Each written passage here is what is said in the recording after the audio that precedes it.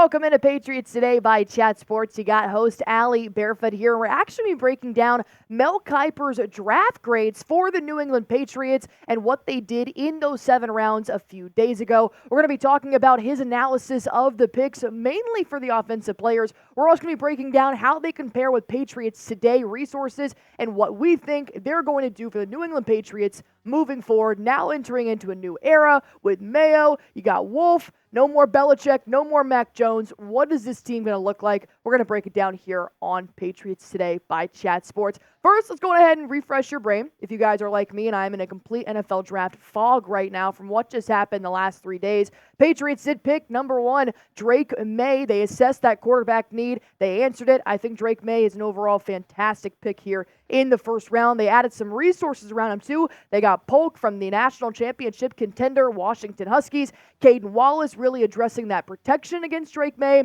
Layden Robinson as well, going to provide another added resource there on that line. Then moving on to the second half of the NFL draft, you got Javon Baker. We're going to talk about him. Javon Baker. You'll hear me say that more than once here. Marcellus Dial, Joe Milton III, which was definitely the most surprising pick to me, I think, picking up another really strong arm quarterback after getting an extremely tough quarterback with Drake Maye, and then Jaheim Bell with the last pick of the NFL draft. So overall, Mel Kiper did give the New England Patriots a grade B for their draft. I was talking to producer Rolly right here to my left just a moment ago, asking it what his final grade was of the New England Patriots, and I think I'm kind of on the same page here with Rolly, giving that it's going to be an A-. So have a B, an A-. It's not very far off. And overall, whether you're in the A or the B category for me, I mean, C's get degrees. So if you're in the A's and B's, I think Mel Kiper and Patriots Today think the New England Patriots really succeeded in this NFL draft. So with that being said, I have one favor to ask you guys. Go on ahead and hit that sub button for me. We need 60 subscribers to hit a channel record. I love breaking barriers. I know you guys do too. And if you want to have everything for free on your favorite football team in the Northeast, go on ahead and hit that sub button for me. 60 more subs. That's not a lot. And we'll do all the work, I promise. All you have to do is hit that sub button for me. Overall, the Patriots addressed every single one of their needs, which they cannot be said the same for all of the NFL teams during this draft. Number 1, a quarterback. Boom.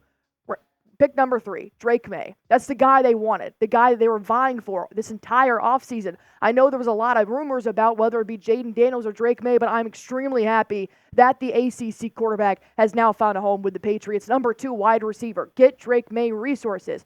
Check. And then offensive tackle. Make sure Drake Maye is protected. They are trying to give Drake Maye the resources that maybe Mac Jones did not get to have. So with that being said, the Jones era is over.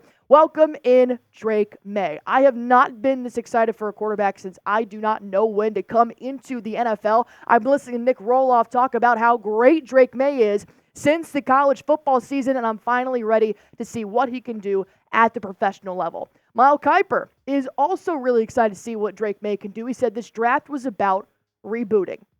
And it was good to see Wolf & Co. lock on Drake Maye at pick number 3 as their quarterback for the future. Then focus on surrounding their young passer with more talent. I am so excited to see Drake Maye develop because the ceiling this kid has been given is so high. He's been compared to Josh Allen. He's been compared to Justin Herbert. But overall, I just think he is your typical modern QB prototype. He's got the height. He's got the arm strength. Not to mention, this kid is tough as nails with the leadership of a veteran. He's not afraid to scramble. He does do really well in the pocket. He has to develop just like any other rookie coming into this league. But overall, if I'm looking for the next couple of years, you just got yourself a franchise quarterback. And then you really helped him out to be successful in New England by adding on to more resources immediately after drafting Drake Maye. So with that being said, I know you guys are excited for Drake Maye. I've been seeing your comments down below on Patriots Today. Go on ahead and show the rookie some love as he now enters the professional working world, although his job is a lot better than ours. So to spam DM in the comments section below as he does enter the NFL. He enters the training camp, and he's going to see what he can do for the New England Patriots here. What he can do is going to be a lot better because he has Ja'Lynn Polk. And I understand we can go in a debate about whether or not Mac Jones was really that bad or he didn't have the resources. That's for a different video. I'm talking about what Ja'Lynn Polk did in the collegiate level and what he's going to be able to do here for Drake Maye. Last year for the Washington Huskies, he had 69 catches, 1,100 yards, averaging 16.8 yards per catch, 9 TDs with only 4 drops. He's also coming from a quarterback that's got a dime of an arm. He knows how to really succeed on those go balls. The number one reason why I love Polk with Drake Maye is because of the back shoulder pass. I think they are going to dominate at this numerous times in a single game. Not to mention, you're just getting a really good athlete, which I do think is going to go really well with having a really good elite athlete at the quarterback. One more time here, Mel Kiper breaking down what he thought of Ja'Lynn Polk, saying, while I didn't love the value of wideout Polk, pick number 37, high in round 2, there are no doubts about his college production and potential, but can he develop into being a number 2 solid pick here for Drake Maye? I think he definitely has the resources and able to do that. I think that obviously he's going to have to really work on climbing the ladder here. More so, I do think he has enough burst to be able to provide what Drake Maye needs on those deep balls. And like I said, when you've got just a really good natural athlete here with with Ja'Lynn Polk being 22 years old, I think his potential is really, really high. And one more time, you're going to bring back here what Mel Kiper had to say about the 2 offensive line picks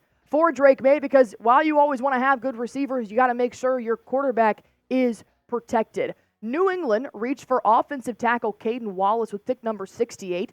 Though there was a run at the position and teams were scooping tackles up quickly, Layden Robinson, pick number 103, has extremely long arms for a guard, but he lacked concentration at times and was inconsistent as a run blocker. I have him at number 177 in my rankings. I really don't hate what Caedan Wallace will possibly bring here to this O-line at that left tackle. When you're looking at Caedan Wallace, he did have this amazing stat. PFF put this out when he was going up against Aiden Hutchinson and Jack Sawyer in his collegiate career. 31 pass blocking matchups with 0 QB pressures allowed and 0 sacks allowed. He knows how to take on bigger guys, dominant guys here on that defensive line. So I love Caedan Wallace fitting in here. And then, of course, you did pick up another offensive lineman there with Layden Robinson. So I think overall it's going to be a good competition. They fit in overall with the offensive line, the depth chart here. And I do think it'll be it'll be fascinating to see Wallace transitioning to this left tackle to really start to compete there for that job.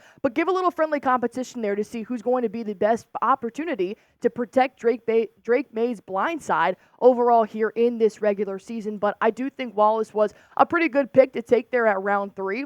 I know the tackles and the offensive linemen were going really, really quickly in this NFL draft. So to pick up Wallace, overall, I think it was a good pick up there by Wolf.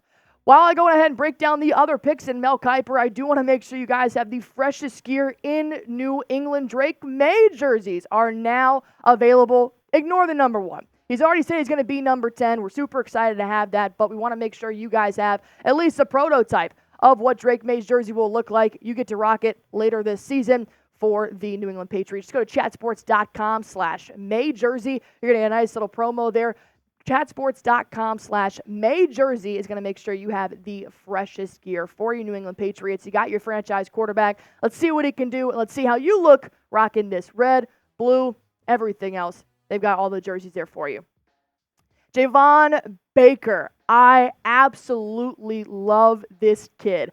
The quote that he gave after the NFL draft has stuck with me since. The fact that he said, "Grab your popcorn, I make people in wheelchairs stand up." I don't need to tell you about his confidence other than that saying. Mel Kiper on Javon Baker saying, I had receiver Javon Baker, pick 110, only 10 spots lower in my rankings than Polk, and the Pats were able to get him in round 4. Baker dominated on go balls on his way to 1,100-yard 2023 season. Baker is got to be the steal of the draft. This kid is elite. Not to mention, I want to talk about the second highest yard after catches here, 21.9. He was dominating this season. The fact that you got him here in round 4 really does speak to what Wolf had in plan to give Drake Maye the top resources. And like you said, he's great on go balls. You just got a quarterback that has an extremely strong arm, 1,100 yards. Of course, he didn't really have the best success at Bama. He was playing behind Devonta Smith. He was playing behind Jalen Waddle. So he went to UCF because he wanted more playing time, and he dominated there. And I think he does fit really well in here in the Patriots wide receiver depth. I think that Polk and Baker automatically are going to have a really big position here for Drake Maye in this upcoming season. Kendrick Bourne obviously just re-signed there, but I do think you're going to have to wait and see what Bourne can do recovering from that injury. You got Demario Douglas, who still has a lot of growing room as well, and you got Rieger, who also think really hit his stride there toward the end of the season. I think the wide receiver room is actually showing a lot of potential here with those recent picks. I know they're rookies. I know they've got their weaknesses along with their strengths, and they're going to adjust just like Drake Maye will have a growing season as well. But to add those two resources into an already pretty solid wide receiver room, I think Wolf knew exactly what he was doing, and I agree with Mel Kiper there. How do you feel about the Patriots wide receiver room? Scale it on 1 to 10, 10 being there is no other team in the NFL that has a better wide receiver than the New England Patriots, to 1, why even play? We have no resources anyways. Go on ahead and drop that down below. Moving on here, Mel Kiper averaging out the draft for the New England Patriots, saying QB Joe Milton has a rocket of a right arm, but struggled with accuracy. Oh, it's kind of hard to have that much strength and figure out how to really hone in on that great asset. While tight end Jaheim Bell was stellar after the catch. These, of course, were the last two draft picks for the New England Patriots, and I will agree here saying that Bell is a little bit interesting when it comes to the tight end room. While I do think it's always great to pick up a tight end because you are going to have some room to allow him to develop, I think overall with Bell, you're just going to get a good athlete. You're just going to get a growing prospect that can help you in the future. You can use him in different positions here as well with his size. And Mel Kiper, I think, agreed here on why the Patriots ended up taking a tight end here very late in the draft. He said, Wolf has hit the roster's biggest needs with his top picks and now has a quarterback to build around. I don't expect the Patriots to be a great team this season, but at least their offense is going to be fun to watch.